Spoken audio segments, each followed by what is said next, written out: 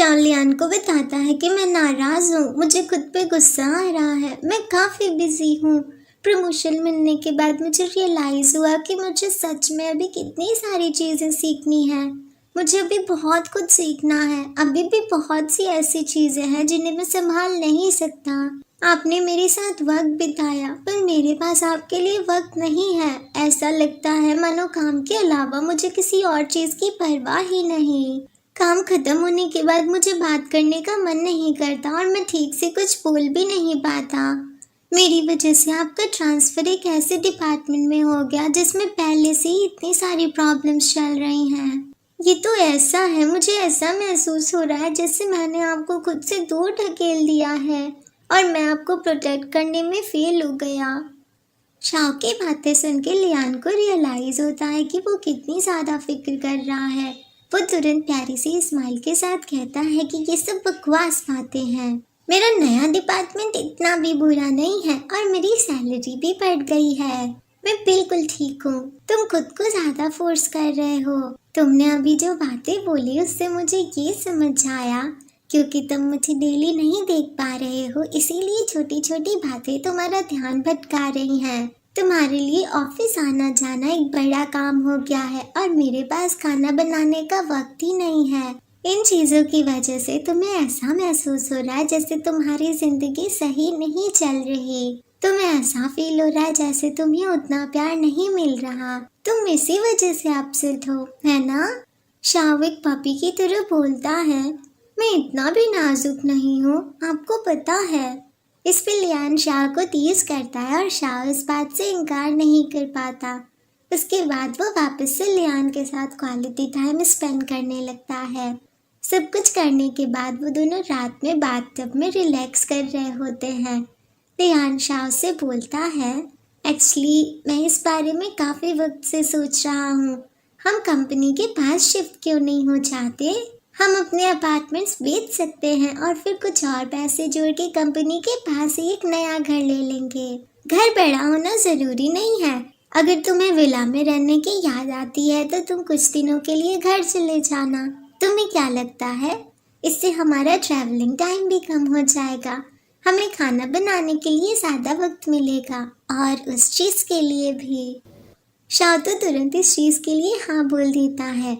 Lian Shao से साफ साफ बोल देता है कि पूरे घर के पैसे खुद देने के बारे में तो सोचना भी मत। इस पे शाओ कहता है कि फिर भी हमें इससे बड़ा घर लेना चाहिए, कम से कम 3 बेडरूम और एक लिविंग रूम वाला घर तो होना ही चाहिए। लियान उसे याद दिलाता है कि उस एरिया की प्रॉपर्टी के प्राइसेस को देखते हुए 3 बेडरूम्स और एक लिविंग रूम कुछ ज़्यादा ही नहीं है। इस पे शाओ कहता है कि मुझे इसकी कोई परवाह नहीं है। लियान मान जाता है। शाओ से हक करते हुए कहता है कि मैं बहुत मेहनत करूंगा और बहुत सारे पैसे कमाऊंगा। हमारा नया घर हमारे मैरिटल होम की तरह होगा। उसके बाद हमारे पास रहने के लिए एक असली जगह होगी। लियान भी इस पे अपनी हामी भरता है और शाओ फिर से शुरू हो जाता है उसके साथ।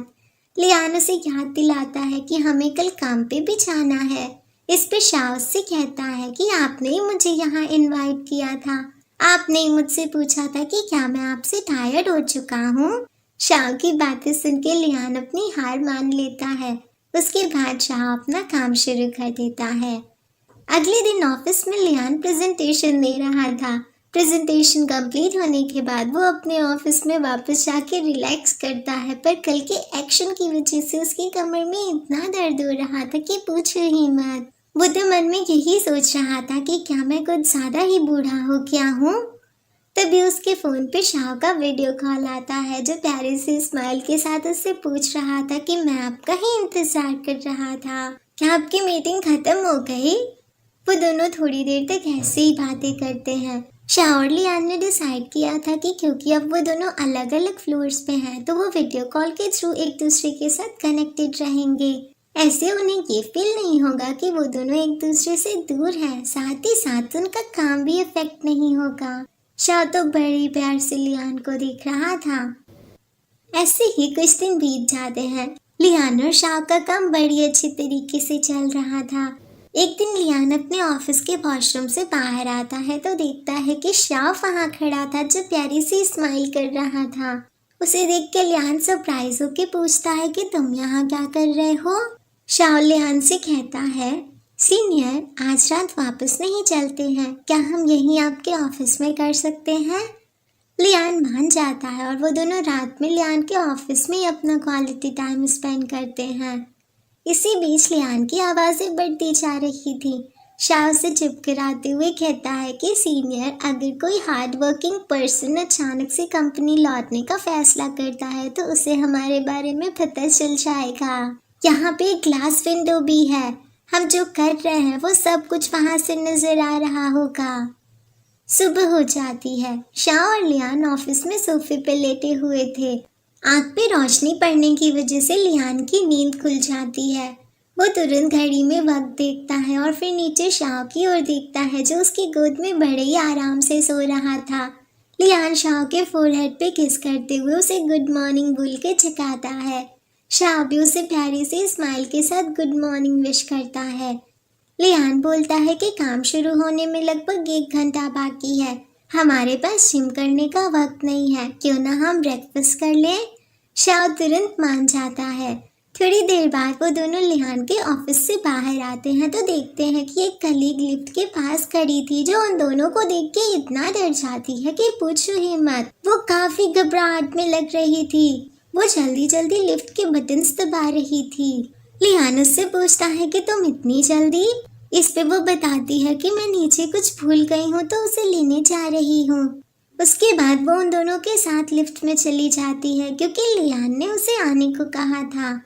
उस कलीग के बिहेवियर को देख के लियान खुद से कहता है, इस लड़की की डेस्क डायरेक्टली मेरे ऑफिस के सामने है।